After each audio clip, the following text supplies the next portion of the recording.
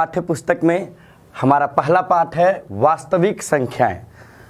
छात्रों, क्लास 9 में भी आपने वास्तविक संख्याएं पढ़ा है, इसलिए आपको इसका पूर्व ज्ञान है। पर फिर भी मैं एक बार रिकॉल कराता हूं।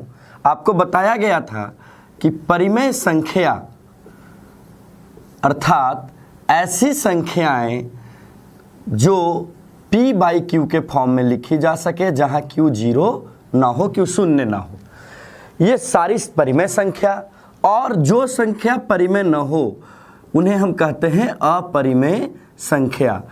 तो जितनी भी परिमेय संख्याएं हैं या जितनी भी अपरिमेय संख्याएं हैं, सामान्यतः अपरिमेय संख्या रूट m के रूप में होती हैं, जहां पे m एक पूर्ण वर्ग संख्या न हो, अर्थात जिसका दशमलव प्रसार अशांत अनावर्ती हो, 1 0 1 0 0 1 0 0, मतलब कि एक ही नंबर बार बार रिपीट न करे, 3 4। तो इस तरह की संख्याओं को हम अपरिमेय संख्या कहते थे। अब जितनी भी परिमेय संख्याएं हमारे पास है, जितनी भी अपरिमेय संख्याएं हैं, हम इन दोनों को अगर एक साथ मिला लेते हैं तो संख्याओं का यह समूह कहलाता है वास्तविक संख्या। यह सब कुछ आपको कक्षा 9 में बताया गया है। पर फिर भी हमें एक बार ध्यान रखना चाहिए कि जब हम वास्तविक संख्याओं के बारे में पढ़ रहे हो तो हमें क्या क्या जानना है, वास्तविक संख्याएं क्या होती हैं, ये हमारे दिमाग में हो तो बेहतर होता है। इस पाठ में मुख्य रूप से हम लोग यूक्लिड विभाजन प्रमेयिका पढ़ेंगे। तो आप लोगों को पूर्व ज्ञान हो गया होगा और अब आगे चलिए हम यूक्लिड विभाजन प्रमेयिका पढ़ते हैं। आइए हम अब जानते हैं यूक्लिड विभाजन प्रमेयिका क्या है। जैसा कि आप नाम में देख रहे हैं, यूक्लिड एक गणितज्ञ का नाम है। ये यूनानी गणितज्ञ हैं। इन्होंने बताया कि यदि a तथा b दो धनात्मक पूर्णांक दिए गए हैं तो ऐसी अद्वितीय पूर्ण संख्याएं विद्यमान हैं q तथा r, जिनके लिए संख्या a को bq प्लस r के रूप में व्यक्त किया जा सकता है। अच्छा, यहाँ q हमारा भागफल है तथा r शेषफल है। और यूक्लिड ने एक और विशेष बात r के लिए बताई कि r का मान 0 या उससे बड़ा होगा, परंतु b से हमेशा छोटा होगा। अब आप समझ रहे होंगे कि ये बड़ा सा क्या है, ये बड़ा अजीब सा हमारे सामने सर आपने रखा। तो छात्रों, मैं आपको याद दिलाता हूँ, ये सारी चीज़ें आप कक्षा 3-4 में भी पढ़ चुके हैं। जब हम किसी संख्या को, मान लिया जाए मैंने 9 को 2 से भाग किया, तो आप जिस संख्या को भाग करते हैं उसे हम भाज्य कहते हैं, और जिस संख्या से भाग्य किया जाता है उसे संभवतः भाजक कहा जाता है।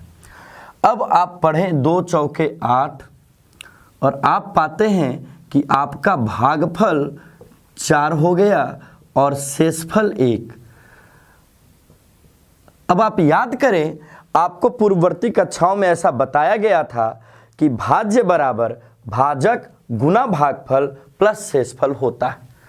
अब आप देखिए, हमारा यहाँ a भाज्य है और मैंने b से संख्या को भाग दिया है, और q हमारा भागफल है और r हमारा शेषफल। तो ये एक नई बात आपके लिए नहीं है, इसका ज्ञान आपके पास पहले से था।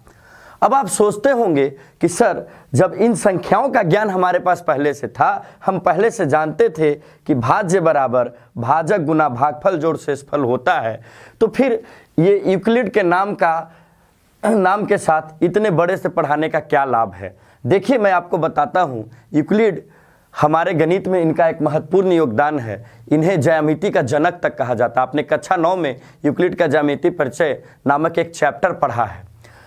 यूक्लिड ने, हालांकि ये चीज़ें पहले से लोगों को पता थी, पर पहली बार वो यूक्लिड ही हैं जिन्होंने इस पूरी बात को सार किया अपने एक पुस्तक में, जो कि काफ़ी प्रसिद्ध है गणित में। नाम था उस पुस्तक का एलिमेंट। बच्चों, उस पुस्तक के कुल 13 खंड थे। उस पुस्तक के खंड 7 में उन्होंने यूक्लिड विभाजन प्रमेयिका को स्थान दिया था। तो आपके लिए काफ़ी काम की चीज़ बता गए हैं यूक्लिड। और हमने वहाँ पे जब ये सूत्र जाना था कि भाज्य बराबर भाजक गुना भागफल जोड़ शेषफल होता है, तो बस हम वहाँ से ये जांच कर सकते थे कि हमारा भाग सही है या नहीं। पर यहाँ इन चीज़ों से हम आज कई सारी बातें निकालेंगे और कई कुछ नया सीखेंगे, और आप समझ पाएंगे कि यूक्लिड का गणित में क्या योगदान रहा। खैर, एक महत्वपूर्ण बात पे और चर्चा कर ली जाए कि इन्होंने शेषफल के विषय में एक बात बताई है कि इसका मान हमेशा 0 से बड़ा या बराबर होगा, परंतु b अर्थात भाजक से छोटा। अर्थात अगर हम 2 से किसी संख्या को भाग कर रहे हैं तो हमारा शेषफल या तो 0 होगा या तो 1 होगा। मतलब शेषफल कभी भी 2 नहीं होगा जब हम 2 से भाग कर रहे होंगे। ठीक उसी प्रकार यदि हम 3 से किसी संख्या को भाग कर रहे होंगे तो हमारा शेषफल या तो 0 होगा या 1 होगा या फिर 2 होगा। मतलब शेषफल 0 से शुरू होगा परंतु भाजक से हमेशा कम रहेगा।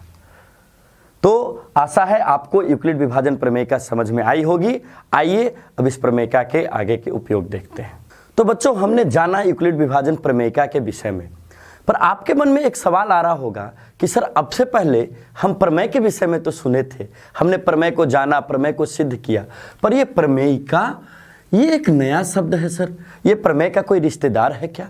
तो नहीं, आप सोच सकते हैं ऐसा, बिल्कुल मिलता जुलता शब्द है, पर प्रमेयिका प्रमेय से थोड़ा अलग है। देखिए, प्रमेय की जब बात की जाती है तो हमें प्रमेय को सिद्ध करना होता है, या आप कह सकते हैं कि प्रमेय वो ऐसे कथन हैं जिन्हें सिद्ध करने पड़ते हैं, परंतु प्रमेयिका एक सिद्ध कथन है, अर्थात वो ऑब्जर्वेशन से सिद्ध किया जा चुका है। अब उसे और सिद्ध करने की आवश्यकता नहीं, बल्कि इस कथन को किसी अन्य कथन को सिद्ध करने में प्रयोग करते हैं।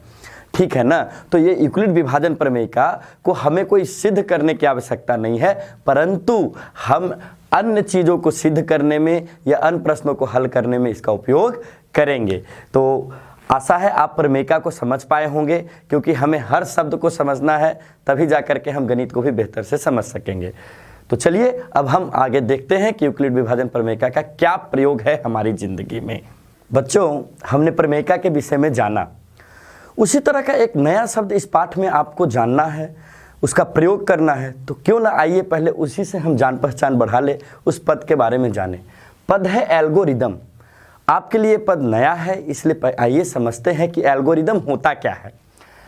एल्गोरिदम सुपरिभाषित चरणों की एक श्रृंखला जो विशेष प्रकार की समस्या को हल करने की एक प्रक्रिया प्रदान करती है। इसे हम अपनी भाषा में समझें तो आप ऐसे समझिए कि जब आप किसी गणित को हल करते हैं तो आपको कुछ स्टेप्स बताए जाते हैं, कुछ चरण बताए जाते हैं कि चरण 1 में आप ये काम करिए, चरण 2 में आप ये काम करिए। तो वो जो सुपरिभाषित पहले से वेल डिसाइड है कि हमें इसी तरीके से किसी खास समस्या को हल करना है, तो खास समस्या को हल करने के जो चरण होंगे उस चरणों को हम एल्गोरिदम कहते हैं। अब यूक्लिड विभाजन प्रमेयिका का प्रयोग 2 संख्याओं के एचसीएफ ज्ञात करने के लिए भी किया जाता है, तो उसके लिए यूक्लिड ने एल्गोरिदम दिया है। तो अब हमें जानना है यूक्लिड विभाजन एल्गोरिदम। उसके जानने से पहले हमने एल्गोरिदम को जान लिया है, आइए अब हम जानते हैं यूक्लिड विभाजन एल्गोरिदम क्या है।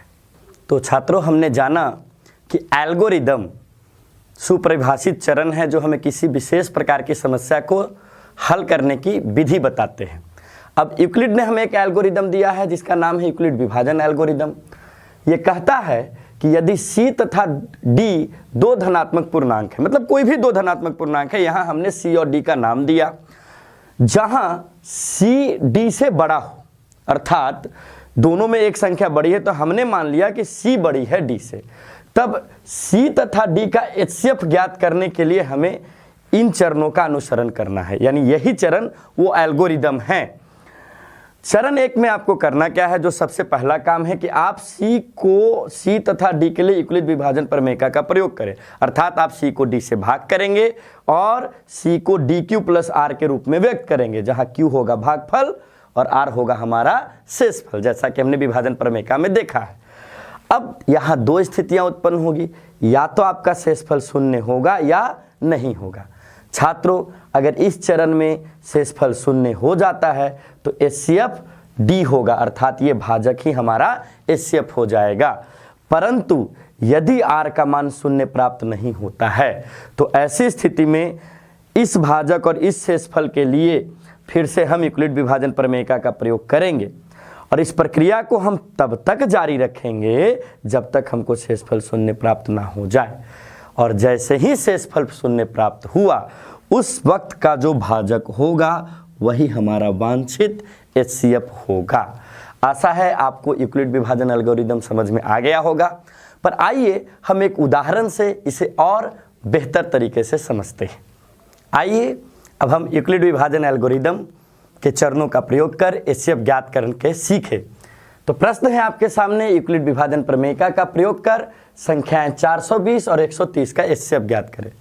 छात्रों, आज से पहले HCF ज्ञात करने के विभिन्न तकनीक जो आपको पता थे आप याद करिए। वहाँ एक अभाज्य गुणनखंडन विधि थी, उससे आपने HCF ज्ञात किया था, और एक थी लंबी विभाजन विधि। याद करिए आप लंबी विभाजन विधि में करते क्या थे। सर्वप्रथम हम 420 को 130 से, जो संख्या बड़ी है उसे छोटी संख्या से विभाजित करते थे। तो आप देखो 130 का टेबल आपको पढ़ना ज़रा मुश्किल है, तो मैं यहाँ एक आसान सा तरीका आपको बताता हूँ। आप पहले वाले डिजिट को छोड़ दो, तो आप यहाँ 13 देख पा रहे होंगे और यहाँ 42। अब आपके लिए सोचना आसान होगा, 13 या 39 होता है, तो लगभग ये 3 बार में जाना चाहिए। जी हाँ, 13 या 39 और ये 390। अब जब इसे आप घटाते हैं तो आपको प्राप्त होता है 0, 3 और ये कट गया, तो यहाँ आ गए 30। अब इस 30 से हम इस 130 को भाग करेंगे। अब क्या होगा, तो 30 चौके 120, 4 तिया 12, ये ठीक उसी तरह से होगा 0 पे, और आपके पास बचता है 10। अब इस 10 से आप इस 30 को भाग करते थे, और 10 तिया 30, और जैसे ही शेषफल 0 प्राप्त होता था, इस भाजक को आप शेषफल कहते थे।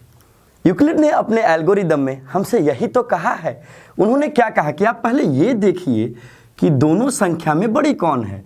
तो बिल्कुल आसानी से हम बता सकते हैं कि 420 130 से बड़ा है।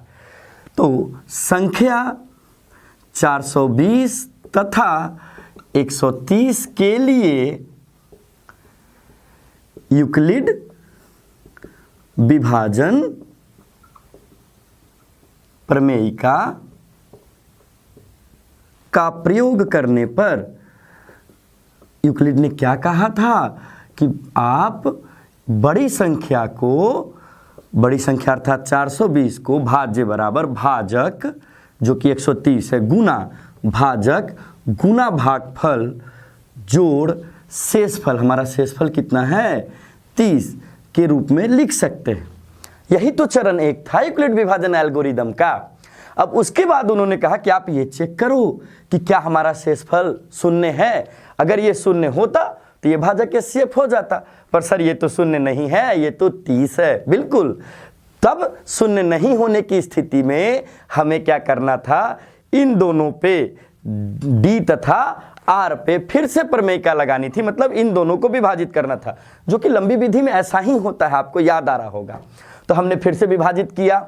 अब आप देख पा रहे होंगे कि इस 130 अर्थात भाज्य को हम किस प्रकार से लिख सकते हैं, भाजक गुना भागफल। इस बार हमारा भागफल क्या है 4 प्लस शेषफल, और शेषफल क्या आ गया है 10।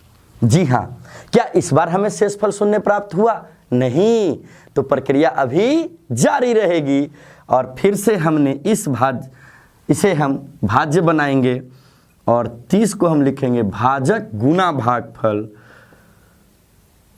प्लस शेषफल पर। इस बार शेषफल क्या आ गया 0। तो सर यही तो काम था, लॉटरी लग गई अपनी, चूंकि शेषफल 0 प्राप्त हुआ, और जैसे ही शेषफल 0 प्राप्त हो हम HCF ज्ञात कर सकते हैं। किस किस संख्या का HCF ज्ञात कर रहे हैं आप? 420 तथा 130 का, और इन दोनों का HCF कौन है? तो वांछित भाजक, और ये भाजक क्या था 10, अर्थात इन दोनों संख्याओं का HCF 10 होगा। तो ये काफ़ी आसान है, पर एक बार फिर से आपको बता देता हूँ। देखिए, सबसे पहले आप लंबी विभाजन विधि जो आपने कक्षा 4-5 में सीखा था उससे आप पता कर लें। आप देखते सबसे पहले हम क्या करते हैं, इन दोनों संख्या को विभाजित करते हैं, फिर जो शेषफल प्राप्त होता है उससे इस संख्या को विभाजित करते हैं, फिर जो शेषफल प्राप्त होता है उससे इसे विभाजित करते हैं, और ये सिलसिला कब तक चलता है? जब तक हमें शेषफल 0 प्राप्त ना हो जाए, जब तक हमें लड्डू ना मिल जाए, कुछ ऐसा ही है। अब इसी बात को यूक्लिड ने अपने लिए एक एल्गोरिदम दिया है। उन्होंने बताया कि जो संख्या बड़ी है और जो संख्या छोटी है उसके साथ मेरी विभाजन प्रमेयिका का प्रयोग करो और भाज्य बराबर भाजक गुना भागफल जोड़ शेषफल के रूप में लिखो। अगर शेषफल शून्य प्राप्त हुआ तो ठीक, वरना फिर से इस काम को जारी रखो। और ये कब तक जारी रहेगा? जब तक हमें शेषफल शून्य प्राप्त नहीं हो जाता। और जैसे ही शेषफल शून्य प्राप्त हुआ मतलब प्रोग्राम समाप्त और हमारा एचसीएफ हो गया ये भाजक, जिसके कारण शेषफल शून्य प्राप्त हुआ है।